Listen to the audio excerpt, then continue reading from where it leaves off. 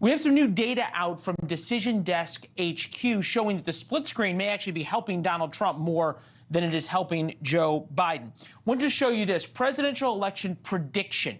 Biden 42%, Trump 58%. These are not poll numbers.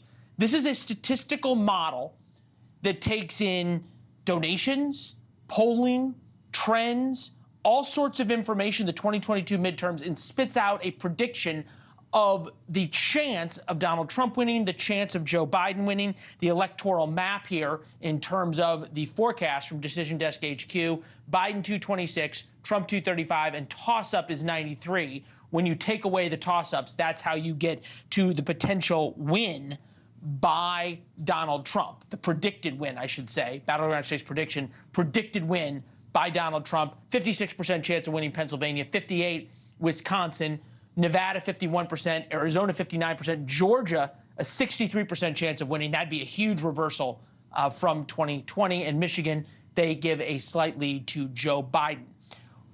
Scott Tranter is the head of data science for Decision Desk HQ and is with us now.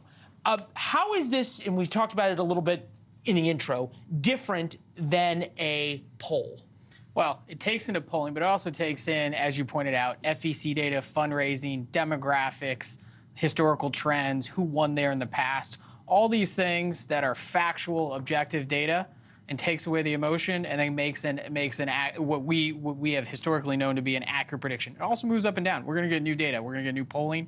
We're going to get fundraising data. We're going to have new voter registrations, all that. And so this is going to move around a lot over the next few months. All right, Senate prediction, 79% chance that the GOP wins the Senate. You guys say 52-48. House prediction, 64% chance that Republicans win the House, a full sweep. How correlated is all this? It's pretty correlated. Look, what we're predicting, about a 51% chance that there's a GOP trifecta in the sense that the GOP wins the presidency, House, and Senate.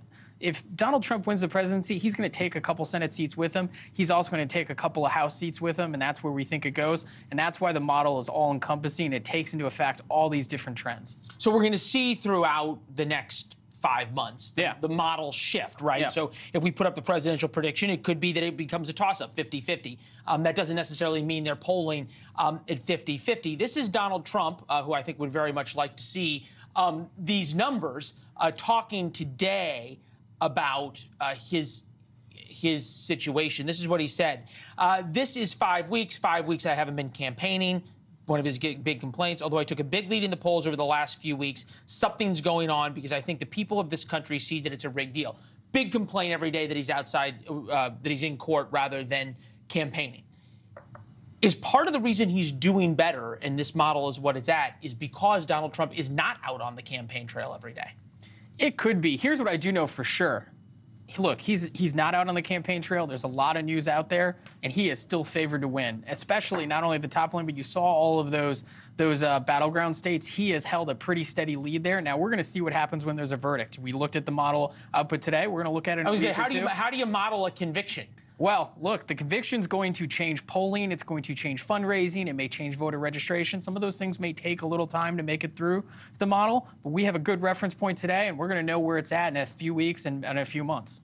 All right, so does the model take into account, right, and maybe the answer is only through polling, the changing in messaging, say, from the Biden administration now all of a sudden leaning into Donald Trump's on trial, he's a threat to democracy, on and on? Yeah, and here's how it does it. It looks at Biden's approval rating. It looks at Trump's approval rating. It looks at the national ballot, how Biden's doing just across the country. And that is the direct reflection of what people think of Joe Biden's policies, what Trump's saying on the trail. It takes those into account. And we're going to see that move up and down over the next month, especially post-debate. Yeah, post-debate, June 27th. And it'd probably be fascinating because this is the first time we're going to get a long time to bake in the debate results into this. I'm going to ask you this question every time you come back.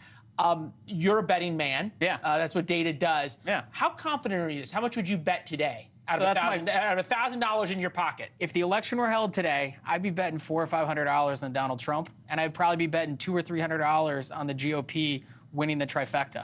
Wow. All right. There we go. Man who puts his money where his mouth is. Yeah. Good to see you, my friend, as always. This is fascinating. Thank you. Thanks for watching. Go to joinnn.com to find NewsNation on your television provider. And don't forget to click the red subscribe button below to get more of NewsNation's fact-driven, unbiased coverage.